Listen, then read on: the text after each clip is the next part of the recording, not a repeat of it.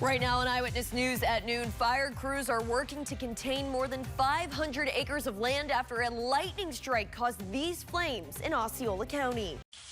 Well, firefighters in Florida are trying to contain a massive wildfire. Heavy smoke and flames could be seen in Hernando County, north of Tampa.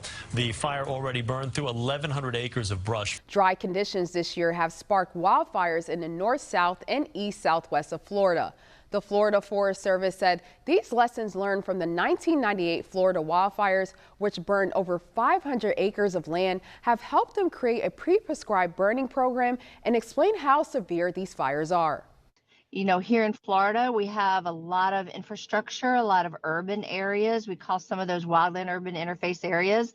So while we do have a high number of wildfires in Florida, they're typically relatively small, and a lot of that is because of our robust prescribed burn program.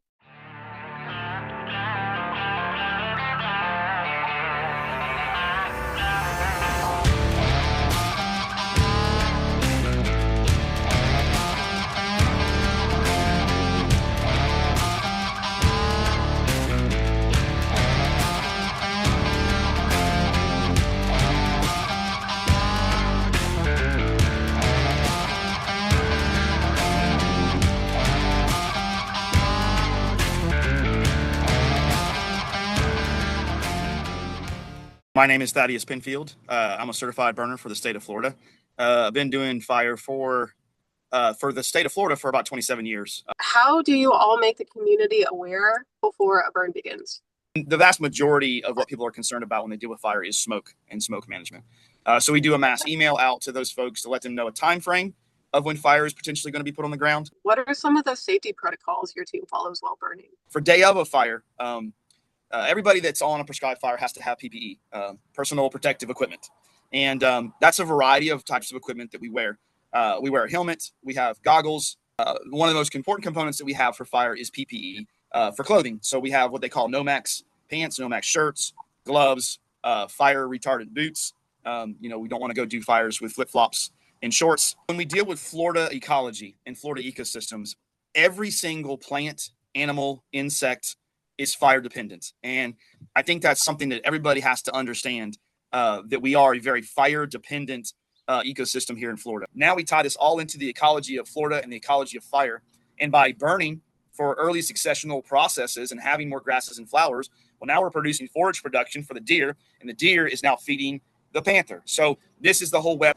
Weather is the most important part of prescribed fire or wildland fire in general. Weather dictates and manages what we do with prescribed fire and how we put prescribed fire on the landscape. Three big components about fire and weather are your RH, your relative humidity, your wind, and your dispersion. Dispersion ties in with your smoke management, and that's a real big component when we deal with fire here in Florida. In western Florida, we went through a very dry time this last spring, and we had a lot of really, really major wildfires hit the landscape and impact people. So it's on the forefront of people's minds right now. And so that's the future of prescribed fire. Taking away the fear of people in the sense of, hey, we burn this area so that when it does have a lightning strike, it's not going to burn up your home. Public perception is very negative right now with fire in general. And so that fear that we're having is actually precluding fire. It's actually taking fire out of the landscape because people are like, I'd rather not see it. I'd rather not have it. I don't want to see it. I don't want it near my neighborhood. I don't want it near my house. And so what I would say is the best way to move forward with this is to expose them to fire. I think this prescribed fire program we have in Florida has fostered some great things across the United States because people are looking at the potential of them being able to do prescribed fires. You know, one of the big things about this is getting that message out to the HOAs, doing presentations, doing talks. I do fire workshops, and not only getting that message out to the public, but also getting this community of burners together so that they're making better decisions about fire and that they can.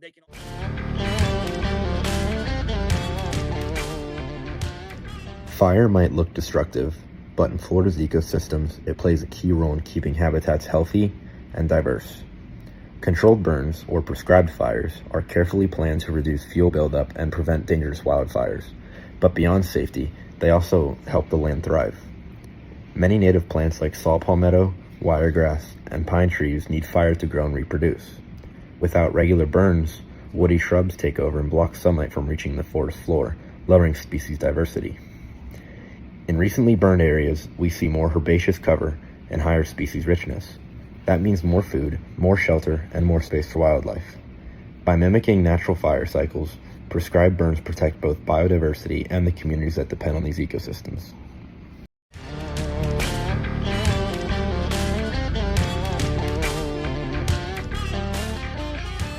So as we heard, prescribed burning is very useful in returning nutrients into the ground and also clearing out the flora of an ecosystem. So if you look at, these palms and this pine tree, you can tell it's very recently burnt.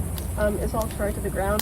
But what the fire is doing is actually, it gets so hot and it creates this charcoal, and the charcoal falls to the ground and is going to replenish the nutrients in the soil.